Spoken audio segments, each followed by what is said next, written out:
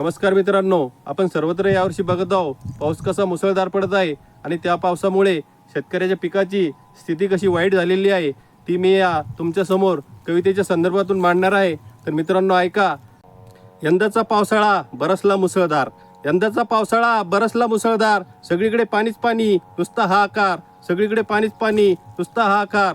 Soybean बुडाले पाण्याखाली, soybean बुडाले पाण्याखाली, तूर पिवळी झाली, सोयाबीन बुडाले पाण्याखाली, तूर पिवळी झाली। या वर्षीची सगळी मेहनत दादा वाया गेली, या वर्षीची सगळी मेहनत दादा वाया गेली। पळाटीवर खर्च झाला होता लय मोठा, पळाटीवर खर्च झाला होता लय मोठा, पळाटीने मान टाकली झाला सगळाच तोटा, पळाटीने मान टाकली झाला सगळाच तोटा। उडदा मुंगाची दादा हीच आहे बोंब, उडदा मुंगाची दादा हीच आहे बोंब, उडदा मुंगाच्या शेंगालाही फुटले आता कोंब, उडदा मुंगाच्या शेंगालाही फुटले आता कोंब।